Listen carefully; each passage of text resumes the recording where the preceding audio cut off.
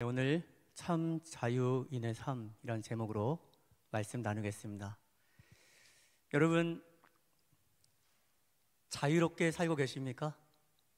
여러분, 자유가 내게 있습니까? 우리가 이렇게 물어보면요, 내가 자유로운가? 내가 자유가 있나?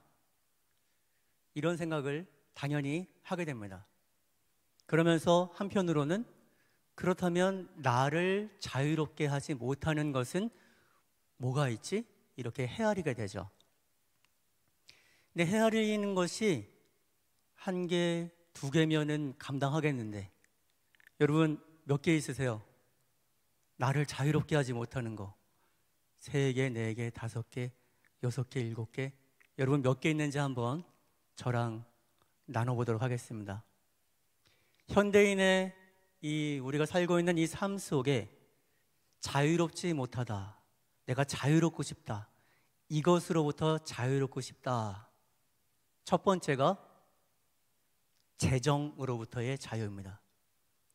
경제적인 압박, 빚 없이 사는 사람이 거의 없다고 해요. 부채를 갚아야 한다고 합니다.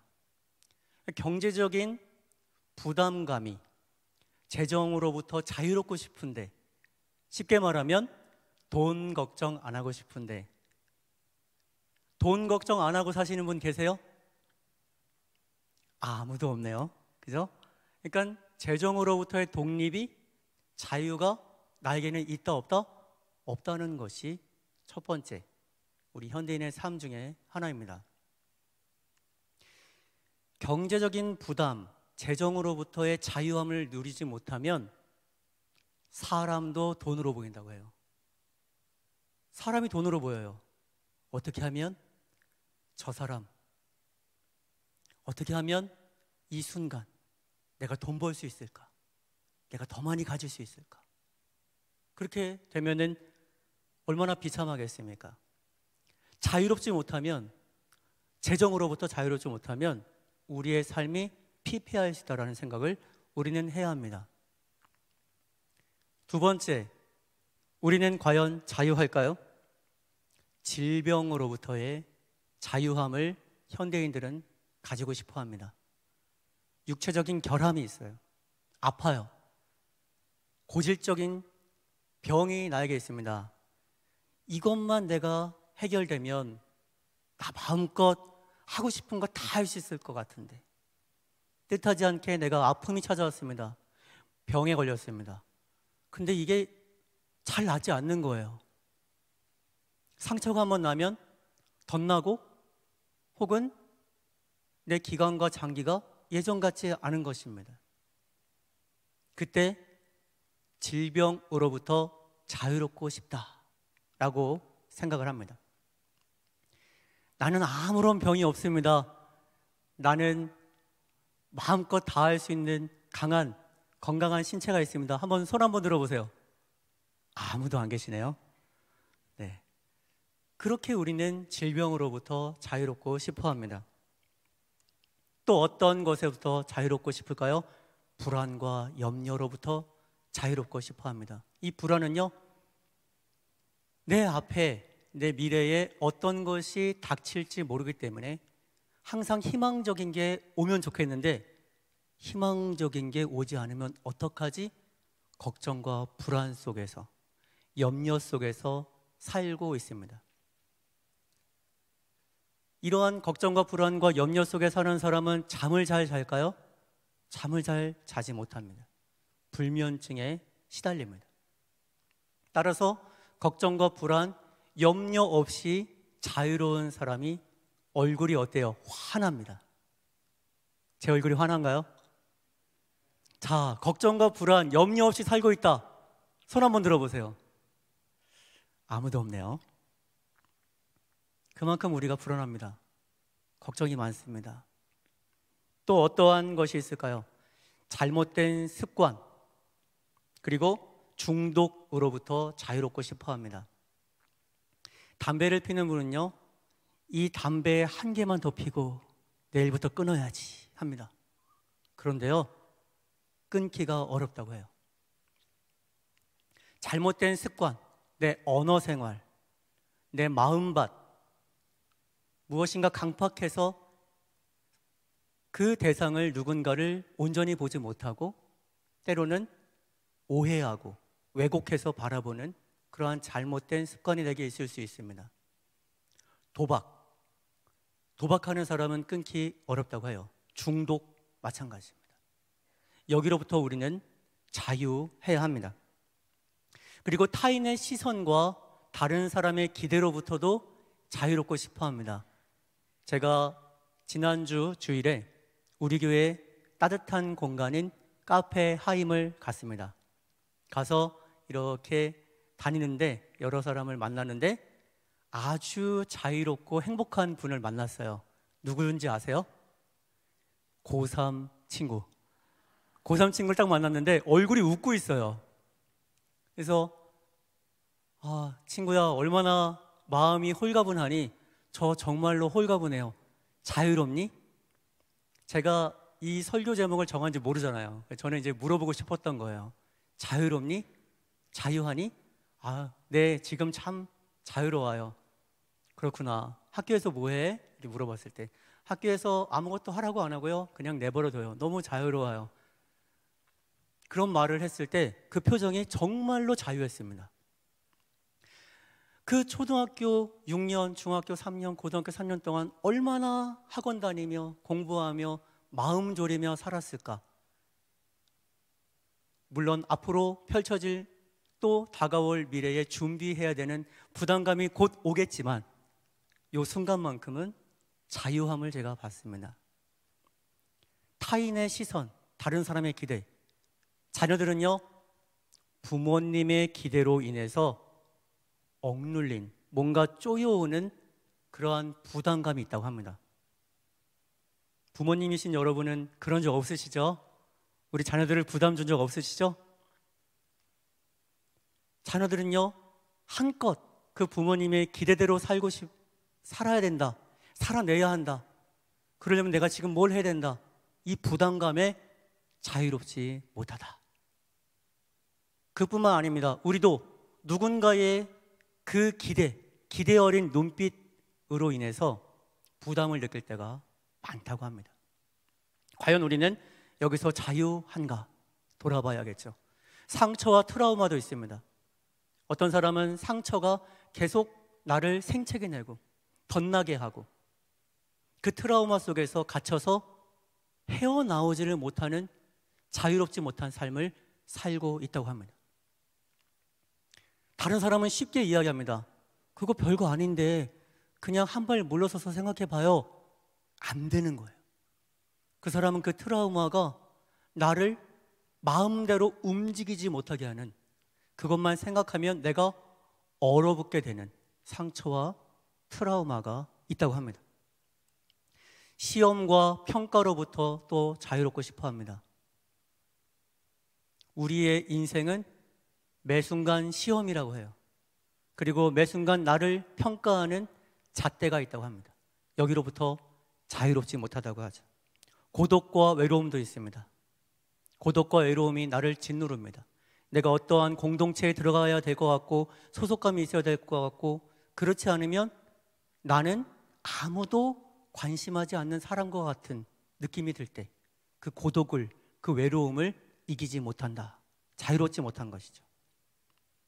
폭력과 억압으로부터의 자유가 없는 사람도 있습니다. 전쟁이, 뜻하지 않은 폭력이 그 사람을 그 전쟁의 화염 속으로 끌려 들어가게 만드는 그러한 것이 있습니다. 여러분, 몇 가지가 해당되십니까? 몇 가지가 나를 억누르고 있을까요? 우리는 이것으로부터 자유해야 합니다. 그때 우리는 내가 참 자유하다 이렇게 말할 수 있겠죠. 우리는 어디로부터 자유함을 얻을 수 있습니까? 우리는 신앙이기 때문에 하나님의 사랑 안에서, 성경을 통해서 우리는 자유함을 찾을 수 있습니다. 고린도후서에 보면요, 주는 영이시니 주가 계신 곳에는 자유가 있느니라 이렇게 말씀합니다. 주는 영이시니 주가 계신 곳에는 자유가 있느니라. 하나님의 사랑 안에, 하나님의 은혜 안에 자유를 발견할 수 있는 것입니다.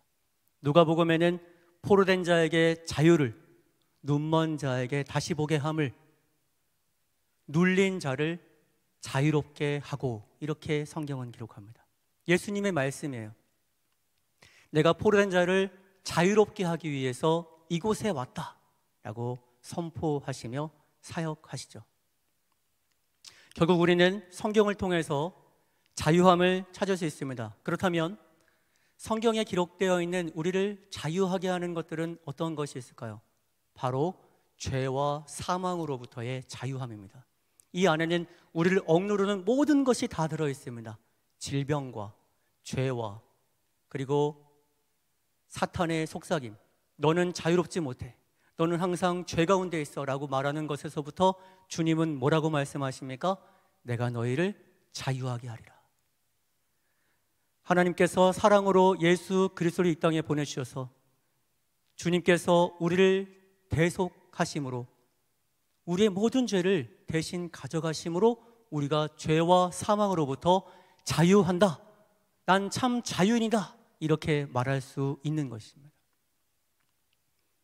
그러므로부터 우리는 질병으로부터, 그리고 우리는 그 어떠한 억눌림으로부터, 모든 우리를 누르고 쪼여오는 우울감과 공황장애로부터 자유할 수 있는 것은 주님의 사랑 가운데 있기 때문입니다. 내가 때로는 아주 태양볕이 강한 광야에 내던져졌다고 생각할 때가 있지 않습니까? 내가 그늘만 있으면 피할 수 있는데, 우리의 그늘 되시는 분은 누구십니까? 바로 하나님이십니다. 하나님의 그늘 안에 들어가면, 주님의 사랑 안에 들어가면 주는 영이시니 주가 계신 곳에 자유가 있기 때문에 우리는 주님의 품 안으로, 주님의 사랑 안으로 달려 들어가야 하는 것이죠. 또 성경은 무엇으로 말합니까?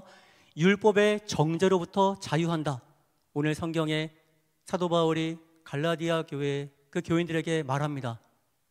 그 당시에 그 거짓 교사들이 갈라디아 교회에 찾아와서 유대인 그리스도인, 이방인 그리스도인이 이제 곧 예수님을 믿으며 열심히 신앙생활하는데 당신들은 할례를 받지 않으신 분도 계시죠? 그러면 자유함이 없는 것입니다.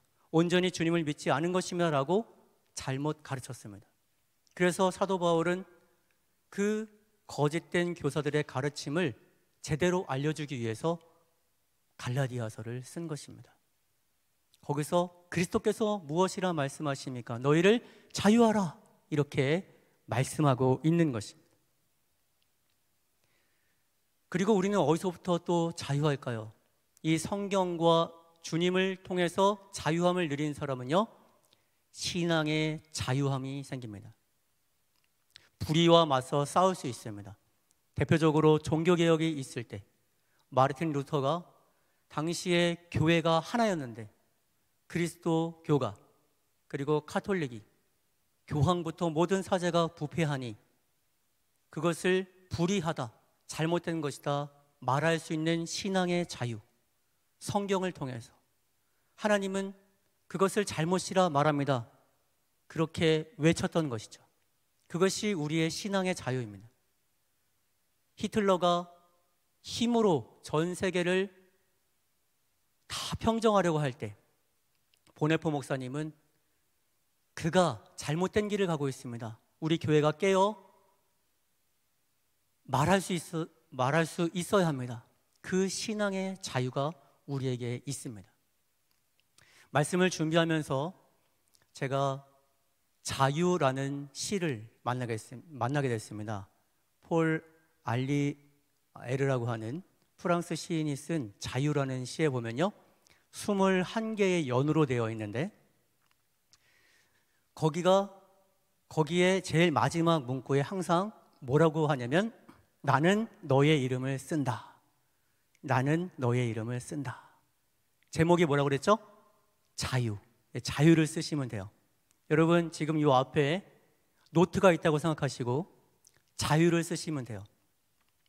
그 문구에 이런 문구가 있습니다.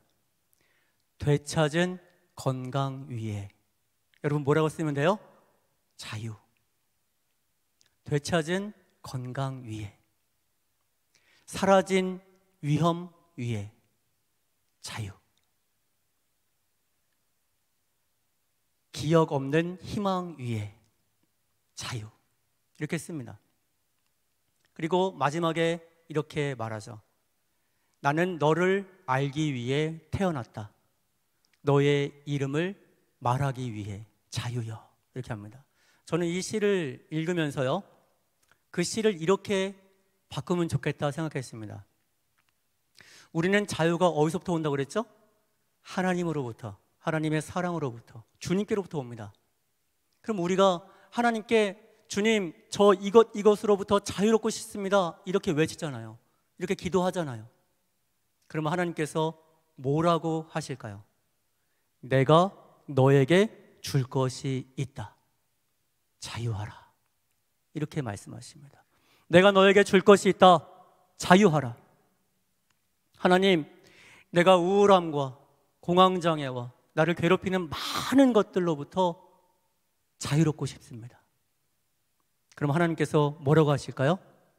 내가 너에게 줄 것이 있다. 자유하라. 주님, 내가 경제적인 이 어려움 속에서 너무나도 허덕이고 괴롭고 내가 이렇게 사는 게 맞는가? 때로는 내가 낙심돼서 절망 가운데 있을 때 있습니다. 하나님, 내가 주님을 의지할 수밖에 없습니다. 그럴 때 주님께서 뭐라고 말씀하실까요? 내가 너에게 줄 것이 있다. 자유하라. 다른 사람들이 저를 너무 기대하고 제가 그 한껏 기대함 때문에 부담되고 너무 괴롭습니다. 내가 너에게 줄 것이 있다. 자유하라. 넌 잘하고 있다. 너는 힘을 다해서 성장하고 있다. 주님께서 그렇게 말씀하시는 것을 내가 들어야 합니다. 주님, 내가 질병 때문에 고난을 많이 겪었습니다. 너무 힘들었습니다.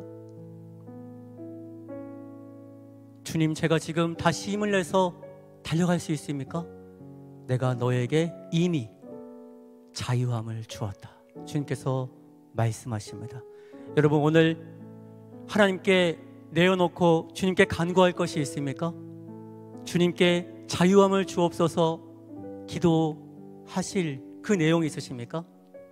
주님께 부르짖고 기도할 때 주님께서 반드시 여러분에게 말씀하실 것입니다. 내가 너에게 줄 것이 있다. 자유하라. 참 자유인으로 살아라. 우리 이 시간 기도하며 나아가겠습니다.